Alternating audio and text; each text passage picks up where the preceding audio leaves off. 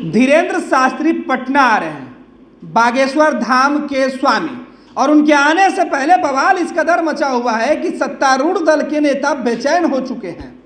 बेचैनी में विवादित बयान दे रहे हैं, तरह तरह की बातें करते हैं। अब तो बात जेल भेजने तक की हो रही है।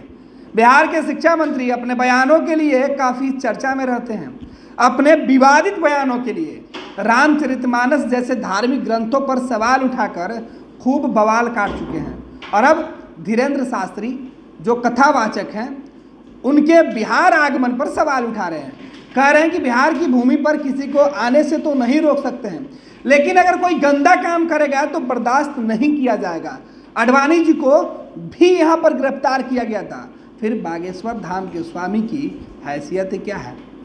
दरअसल बागेश्वर धाम के स्वामी को लेकर जिस तरीके से सियासत हो रही है, बिहार आने के घोषणा के साथ ही बवाल मचा हुआ है। अब शिक्षा मंत्री बागेश्वर धाम के जो स्वामी हैं पंडित धीरेन्द्र शास्त्री, उनकी तुलना माइंड रीडर, मैजिशियन सुहानी शाह है उनसे कर रहे हैं। बागेश्वर बाबा की तो हवा निकालने की बात कर रहे हैं। क्या कुछ मामला है, हमारी सहयोगी हमसे जुड़ेंगी, और उसके पहले हम आपको ये बयान सुना रहे हैं बिहार के तेज तरार शिक्षा मंत्री की। मेरा मतलब इस बात से है कि बागेश्वर बाबा हो या कोई बाबा हो, बागेश्वर बाबा को तो हवा पास कर दी वो सुहानी में, सुहानी शाह ना, सुहानी शाह, उसके सारे तिलस्म को झूठ के कबार में रख दिया कि भाई अब भाई तुम क्या कर रहे हो। सुहानी शाह तो धर्म नहीं बेचती है, सुहानी शाह तो अपना व्यवसाय नहीं चलाती है। सुहानी शाह एक इस समाज की तेज तर्राज ज्ञानी लड़की है, जिन्होंने कह दिया कि माइंड रीडर क्या होता है। आपके पास कोई तिलस्म नहीं है, कोई चमत्कार नहीं है, हम माइंड रीड करते हैं, उससे बढ़िया माइंड रीड कर रहा है। तो ये लोग जो धर्म के नाम पर व्यवसाय करते हैं ना, इनके खिलाफ संघर्ष है। वो आने जाने से प्रजातंत्र है, कोई कहीं आ जा सकता है, उसको छोड़िए ना। लेकिन ये कह रहा हूँ कि वो अगर गंदे काम करने आएंगे तो बिहार इजाजत नहीं देगी। गिरिराज सिंह बोलते हैं कि कोई इनको रोक नहीं सकता, हम लोग उनके साथ। अरे भैया, गिरिराज सिंह क्या करते हैं उससे क्या मतलब? अगर आप नफरत पैदा करने आए हो तो आडवाणी भी जेल गए थे और लोग भी जाएंगे। सना के पास चलेंगे, सना रहमान हमारे साथ है और इनसे समझेंगे कि चंद्रशेखर, प्रोफेसर चंद्रशेखर जो बिहार के शिक्षा मंत्री हैं, आरजेडी कोटे के विधायक हैं और आरजेडी कोटे से ही नीतीश कैबिनेट में मंत्री हैं, उनके बयान और बागेश्वर महाराज के आने के बीच क्या सियासत हो रही है और क्यों हो रही है? सना। देखिए गणेश, सबसे पहले तो आप सब जानते हैं, जैसा कि आपने भी कहा कि ये बिहार के शिक्षा मंत्री प्रोफेसर चंद्रशेखर जो है वो अपने विवादित बयानों के लिए जाने जाते हैं। लेकिन अगर उनकी बात को छोड़ दें तो जैसे ही ये घोषणा हुई कि बाबा बागेश्वर धीरेन्द्र शास्त्री जिनका नाम है वो बिहार आ रहे हैं, बाबा बागेश्वर को इस वक्त पूरा देश के साथ साथ दुनिया जान रहा है। वो माइंड रीड करते हैं और जिस तरीके से उनका फेम जो है इस वक्त हर तरफ बढ़ता हुआ नजर आ रहा है, ऐसे में वो बिहार आ रहे हैं और उनके बिहार आने की घोषणा के साथ ही राजनीति भी तेज हो गई है। बीजेपी वाले एक अलग पक्ष में आ गए हैं और दूसरी तरफ महागठबंधन के जो भी नेता हैं, कई नेताओं की बयान सामने आए हैं।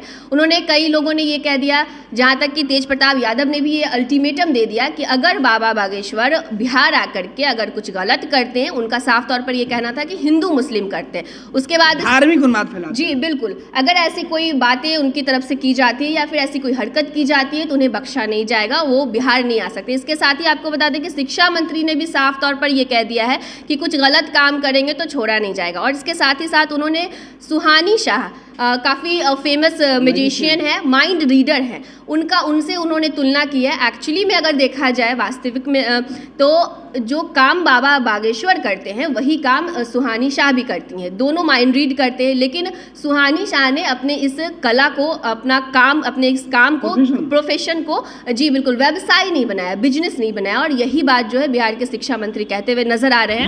लेकिन सुहानी का तो बिजनेस वही है, व्यवसाय ही वही है, जबकि बाबा बागेश्वर तो धर्म की प्रचार करते हैं। जी बिल्कुल, एक माइनर सा डिफरेंस है जो देखना होगा यहाँ पर कि सुहानी शाह ये साफ तौर पर कई बार जो है वो ऑन रिकॉर्ड कह चुकी हैं कि ये सिर्फ एक कला है, इसकी पढ़ाई होती है, माइंड रीडिंग जो है वो एक पढ़ाई होती है, एक कला है। लेकिन बाबा बागेश्वर जो है वो हमेशा से ये कहते हुए नजर आते हैं कि उनको एक विशेष शक्ति मिली है जिसकी वजह से वो लोगों की समस्याएं पहले ही जान जाते हैं और वो पर्ची पर लिख देते हैं। ये धार्मिक तरीके से लोगों का माइंड रीड करते हैं और सुहानी शाह जो है वो साफ तौर तौर पर कहती हुई नजर आती हैं कि ये कोई भी धर्म से जुड़ा हुआ इसका कुछ भी नहीं है। इसी वजह से शिक्षा मंत्री ने भी ये बयान दिया कि अगर बाबा बागेश्वर आ रहे हैं, संविधान है और भारत में किसी को कहीं भी जाने का अधिकार है, अगर बाबा बागेश्वर आते हैं तो उनको आने की इजाज़त मिलेगी बिहार में, लेकिन यहाँ आकर के कोई भी धार्मिक उन्माद वो जो है नहीं फैलाएं। अगर वो हिंदू मुस्लिम करते हैं तो उन्हें बख्शा नहीं जाएगा। बिल्कुल, और जिस तरीके से उन्होंने कहा है, हालांकि हम ये समझने की कोशिश कर रहे हैं कि पटना आना और आरजेडी कोटे के नेताओं को क्यों नागवार गुजर रहा है। सबसे ज़्यादा विरोध के स्वर अगर उठे हैं तो आरजेडी कोटे से उठे हैं, चाहे वो प्रदेश अध्यक्ष जगदानंद सिंह जी हो या फिर शिवानंद तिवारी जी हो या फिर राष्ट्रीय जनता दल का कोई दूसरा नेता। ये तमाम लोग धीरेन्द्र शास्त्री का पटना आने से विरोध कर रहे हैं, चाहे वो तेज प्रताप ही क्यों। तेज प्रताप ने तो एक अलग फौज ही बना ली है। बिल्कुल, तेज प्रताप यादव ने पहले ही कह दिया है कि वो अपनी एक फौज लेकर के एयरपोर्ट पे जाएंगे गणेश, और वहाँ पर उनको रोकेंगे। खैर ये बात अलग हो जाती है, लेकिन आपने बिल्कुल सही कहा कि आरजेडी कोटे से आने वाले कई मंत्री और नेताओं के ही बयान सामने आए, विरोध सबसे पहले उनका सामने आ रहा है। एक वजह ये हो सकती है कि कहीं ना कहीं जो आरजेडी है वो MY समीकरण की जो बात करती थी, हालांकि अब कई मतलब A to Z की बात अब होने लगी है। तेजस्वी भी कहते हैं कि MY नहीं बल्कि A to Z की पार्टी है, लेकिन अगर दूसरी तरफ बीजेपी को देखा जाए तो बीजेपी जो है वो हिंदुओं पर ज़्यादा फोकस करती है, और ऐसे में बाबा बागेश्वर का बिहार आना, पटना आना, उनका कार्यक्रम होना, तो दो कह सकते हैं आपके गुट में लोग बट गए हैं, सियासी गुट में। जी बिल्कुल सही कहा, धर्म बट जाता है, धर्म का जगह सियासत जुड़ जाता है। जी बिल्कुल, सियासी गुट में यहाँ पर लोग बट गए हैं कि बाबा बागेश्वर का बीजेपी वाले सपोर्ट कर रहे हैं और आरजेडी वाले जो है वो कह रहे हैं कि विरोध कर रहे हैं, कह रहे हैं आएंगे अगर यहाँ पर हिंदू मुस्लिम करते हैं तो उन्हें छोड़ा नहीं जाएगा। गणेश, तो ये कह सकते हैं कि बाबा बागेश्वर जो एक धार्मिक गुरु हैं, कथावाचक हैं, भगवान हनुमान के आराध्य उनके हैं और उनके लिए वो कथा कहते हैं। भगवान हनुमान के लिए कथा कहने आ रहे हैं, हनुमत कथा कहने आ रहे हैं बाबा बागेश्वर धाम के जो स्वामी है धीरेन्द्र शास्त्री।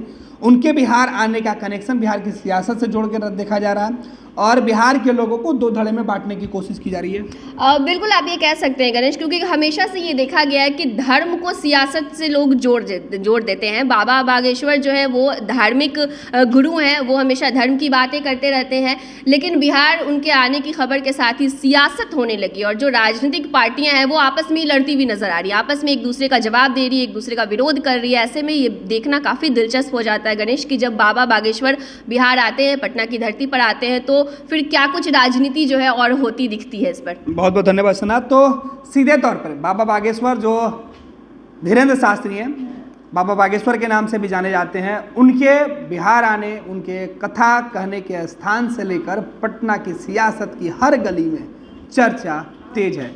कोई उनके विरोध में खड़ा है तो कोई उनके स्वागत में पल के बिछाए हुआ है।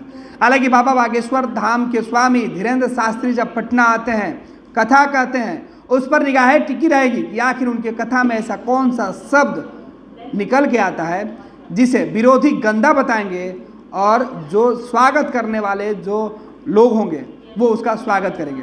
फिलहाल बाबा बागेश्वर धाम के नाम पर सियासत के साथ साथ अब धर्म को भी बांटा जा रहा है। बिहार में राजनीतिक दल दो धड़े में बटी हुई है।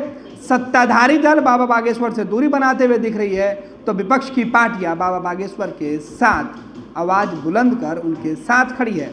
अब यही वजह है कि बिहार की सियासत में बाबा के आने से पहले सियासत में अपना और पराया वाली बात होने लगी है। बायोम जो है मेडिकल प्रिपरेशन का एकमात्र संस्थान जहां है complete digital classrooms, video lectures, student tracking system, library facility and 100% result oriented rankers batch. Biome, Hinoo एवं नगरा टोली, रांची।